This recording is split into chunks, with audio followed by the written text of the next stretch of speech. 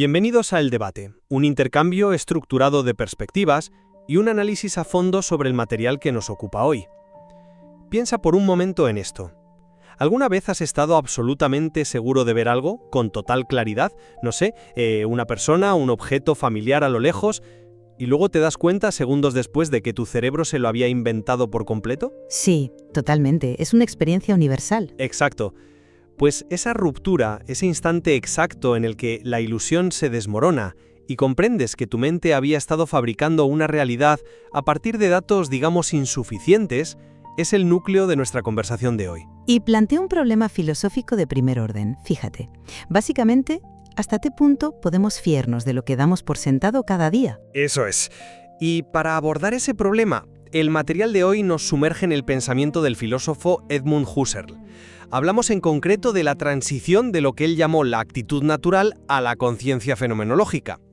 Husserl intentó mapear, con una precisión casi obsesiva, cómo nuestra conciencia construye, cómo literalmente ensambla, la realidad que experimentamos. Yo sostengo que su propuesta, y específicamente su método de la epoqué, o suspensión del juicio, es una herramienta brillante e indispensable para nuestra liberación psicológica y para comprender la realidad. Bueno, pues yo como buena defensora del racionalismo clásico lo abordo desde un prisma distinto. Yo creo que la extrema complejidad técnica del método de Husserl es una complicación abstracta innecesaria y que la duda metódica de Descartes nos ofrece una base muchísimo más sólida y menos barroca. Vale, pues vamos a entrar de lleno en eso, porque el punto de partida es crucial. Husserl diagnostica que nuestro problema principal es que vivimos atrapados en la actitud natural. ¿Y qué significa esto? Pues que cognitivamente somos unos perezosos. Ajá. En nuestro día a día damos por sentada la existencia del mundo. Las cosas simplemente están ahí, ¿no? El suelo que pisamos, la gente que nos rodea. Operamos con el piloto automático encendido, basándonos en estereotipos y suposiciones cotidianas. Y Husserl nos dice que para entender realmente la realidad hay que apagar ese piloto automático. Hombre, pero a ver, es que esa actitud natural tiene una función operativa vital. Evolutivamente no podemos ir por la vida cuestionando si la silla en la que nos vamos a sentar existe de verdad o es una mera proyección de nuestra conciencia. El cerebro tiene que tomar atajos, sí o sí. Ya, claro, para sobrevivir en el día a día está muy bien, pero para comprender la verdad a un nivel profundo es una trampa mortal. Por eso, Husserl propone la epoqué. Es un término griego que significa suspensión. Consiste básicamente en poner la existencia del mundo entre paréntesis. Desconectamos nuestra fe ciega en que el mundo existe independientemente de nosotros. Al hacer esto, dejamos de estar hipnotizados por las cosas y empezamos a ver verdaderamente nuestra propia consciencia. Vale, déjame pararte ahí. Porque aquí es donde yo veo el primer gran tropiezo de todo esto. Me hablas de poner entre paréntesis y a mí me suena a que simplemente le estás cambiando el nombre a algo que René Descartes hizo siglos antes y, francamente, de forma mucho más valiente. Valiente. Bueno, no sé yo si... Sí, valiente. Descartes no se anduvo con rodeos de suspensiones ni de corchetes. Él usó la duda como una excavadora. Dijo, a ver, si quiero encontrar una verdad innegable, voy a dudar de absolutamente todo. Voy a suponer incluso que hay un genio maligno cuyo único objetivo es engañarme. Ya, el famoso genio maligno, sí. Exacto. Y si dudo de todo, de lo único de lo que no puedo dudar es de que estoy dudando. Su cogito ergo sum. Pienso, luego existo.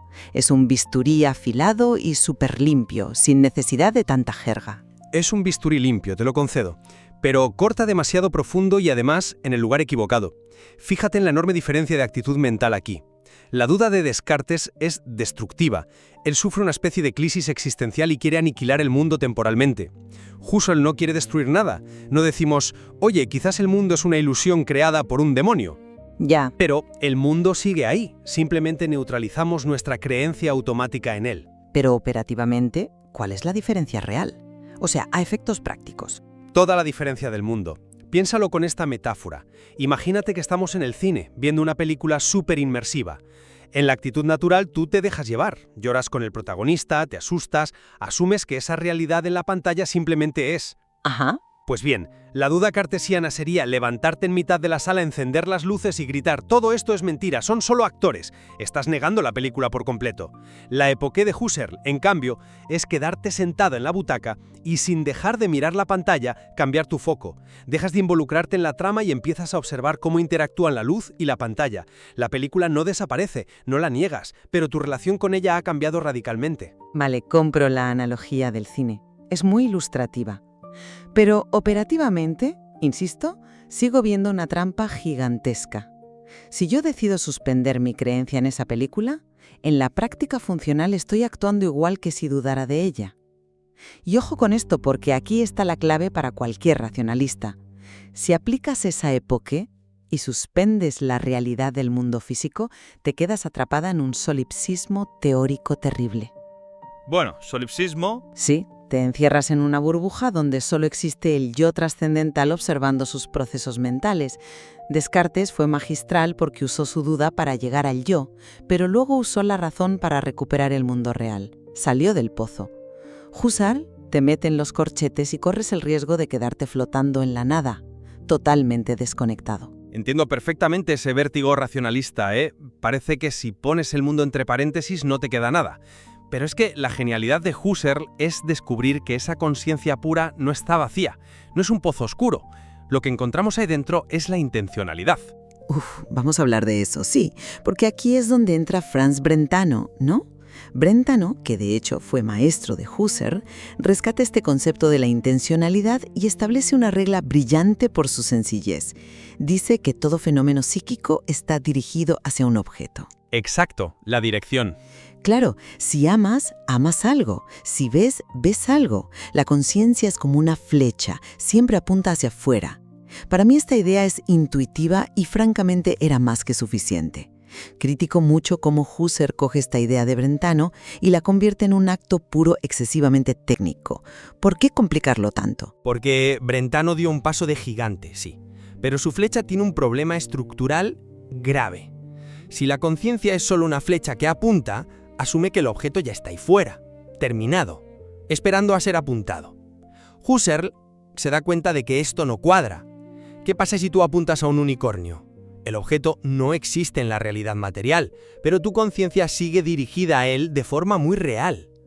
Husserl comprende que la conciencia no solo señala, sino que construye, ensambla el objeto. Ya, pero es que esa fábrica de ensamblaje es precisamente donde Husserl pierde a la inmensa mayoría de los estudiantes de humanidades. Coge algo intuitivo y lo convierte en un manual de ingeniería incomprensible. Empieza a decirnos que en la percepción hay una materia sensorial bruta, la ile, y una forma intencional abstracta, la noesis, y el objeto pensado, el noema. A ver, ¿realmente necesitamos dividir la percepción en tantos términos griegos hiperespecializados solo para explicar que estoy viendo una silla? ¿Es sacrificar la claridad conceptual por una pedantería tremenda? No es pedantería en absoluto, es precisión metodológica. Y es necesaria. No puedes explicar cómo funciona un ordenador diciendo que hace magia con los cables. Necesitas conocer sus componentes. Para entender cómo tu mente construye la realidad, necesitas esos conceptos. Permíteme aterrizarlo con un ejemplo muy sencillo, muy accesible. Imagínate que te digo: oye, ahí abajo, en el patio, hay un coche negro. ¿Vale? Al escuchar mi frase, tu consciencia ya se dirige a ese coche negro. Tienes una intención hacia él. Pero es lo que Husserl llama una intención vacía o significativa. Entiendes el significado de mis palabras, sabes que es un coche negro, pero el objeto físico no está ante ti. Lógico, solo tengo la idea en la cabeza en este momento. Exacto. Ahora te levantas de tu silla, te asomas a la ventana y, efectivamente, ves el coche aparcado ahí abajo. En ese instante exacto, ese acto mental vacío que tenías se llena, se da lo que Husserl llama un cumplimiento intuitivo de presencia. Y aquí es donde la maquinaria de la que te quejabas, esa ile, noesis y noema, se vuelve vital para explicar exactamente la mecánica del asunto. A ver, explícamelo sin que suene a clase magistral, por favor. Vale. Cuando te asomas a la ventana, a tus ojos solo llega luz, ¿verdad? Fotones rebotando en una chapa de metal. Eso es puro caos sensorial, manchas de color y brillos inconexos. Esa es la hile, la materia bruta. Si tu mente no hiciera nada, verías píxeles sin sentido, como una cámara, pero tu conciencia aplica un acto de dar sentido, que es la noesis. Coge esas manchas y unifica conceptos como vehículo, ruedas, forma, y el producto final, ese coche negro coherente que tú experimentas, es el noema. Husserl no solo dice que miras el coche, te explica exactamente cómo tu mente lo acaba de ensamblar. Vale, te concedo que ese desglose desde la intención vacía hasta el cumplimiento intuitivo es súper exhaustivo, te lo compro. Pero, francamente, sigo pensando que es como intentar explicar un reloj desmontando cada engranaje microscópico cuando a la mayoría solo nos interesa saber qué hora es. Bueno, pero... Espera, deja que termine el punto. Un racionalista como Descartes lo despacha de forma mucho más elegante. Tengo la idea de un coche en mi mente, mis sentidos confirman esa idea de forma clara y distinta, ergo, el coche existe. Ya está. Mi crítica es que al obsesionarnos con catalogar cada microacto de la conciencia, perdemos de vista el problema real. ¿Qué ganamos fuera de la academia entendiendo cómo la conciencia ensambla objetos? Ganamos muchísimo. Principalmente ganamos no ser engañados constantemente, y aquí enlazamos con el valor práctico de la epoqué en nuestra vida cotidiana. Me preguntas, ¿para qué sirve? Te sirve como instrumento de liberación psicológica frente a los estereotipos y percepciones automáticas. A ver. Trenes en Moscú. Al salir a la plaza, ve a cierta distancia a Boris Yeltsin, que en esa época era una figura política colosal, ¿no? Estaba de pie, dándole la mano a un transeúnte con un abrigo andrajoso.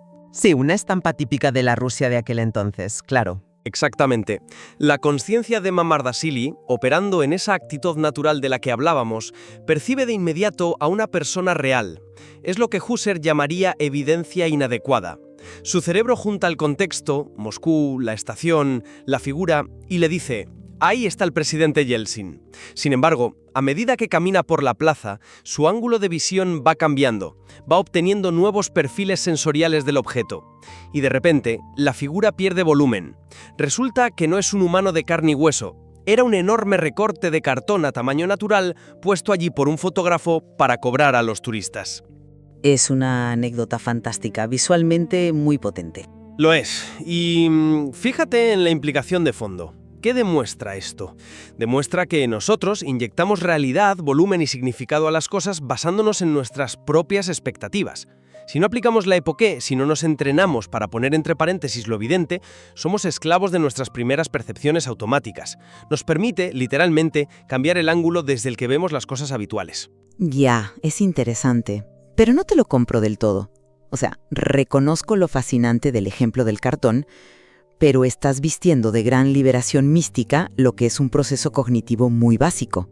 El racionalismo clásico explica esta situación con una simplicidad total, sin invocar una conciencia fenomenológica trascendental. ¿Simplicidad? Sí, Descartes nos advierte que los sentidos nos engañan a veces. Ver un espejismo o confundir un cartón con Yeltsin es llanamente un error sensorial. Un error que además es corregido por la razón en cuanto obtiene más datos. Cuando el filósofo camina y ve que le falta profundidad geométrica, su raciocinio corrige el error inicial. Ya está. Cuestiono de verdad que la fenomenología ofrezca una verdadera liberación aquí, en lugar de ser solo un marco descriptivo extremadamente denso. Pero ahí es donde creo que pasas por alto la sutileza de Husserl. El racionalismo clásico te dice que has cometido un error sensorial, como si el cartón te hubiera engañado a ti de forma pasiva. La fenomenología te da una bofetada de responsabilidad y te muestra que tú estabas colaborando activamente en ese engaño. Tú le pusiste la vida a ese cartón con tu actitud natural. Y darnos cuenta de eso es clave para cualquier estudiante de humanidades. Te enseña a cuestionar todo lo evidente que damos por sentado a nivel social, histórico o político. Ojo, porque al llevarlo a ese extremo, corres el riesgo de perder el anclaje con el mundo. Si suspendemos la realidad del mundo físico constantemente, podemos creer que absolutamente todo es una construcción subjetiva, perdiendo de vista que la realidad material tiene su propia inercia y resistencia. Bueno, podríamos debatir horas sobre el límite del idealismo en Husserl, pero resumiendo mi postura, creo firmemente que Husserl logró lo que Descartes dejó a medias. No solo encontró el yo pienso, sino que se dedicó a mapear meticulosamente cómo ese yo constituye el mundo. La reducción fenomenológica es, sin duda, una herramienta inigualable para quienes buscan cuestionar verdaderamente la realidad. Y yo resumo mi perspectiva señalando que, aunque diseccionar la conciencia es un ejercicio intelectualmente súper estimulante, la sobrecarga terminológica de la fenomenología a menudo oscurece verdades fundamentales. Verdades que el racionalismo clásico logra explicar con mucha más elegancia, claridad y solidez. A veces, demasiada complejidad nos aleja de la comprensión de la realidad en lugar de acercarnos a ella. Bueno, a pesar de estas claras discrepancias técnicas, creo que ambos podemos reconocer un área de convergencia vital. El análisis riguroso de nuestra propia conciencia, sea cual sea el método que elijas, es el primer paso indispensable para cualquier comprensión genuina de la realidad que nos rodea. Totalmente de acuerdo. Y destaco el valor inmenso de confrontar el racionalismo con la fenomenología hoy. El oyente debe saber que el material fuente que hemos utilizado ofrece muchísimas más capas sobre la ontología y la filosofía de la mente que merecen ser exploradas a fondo. Sin duda.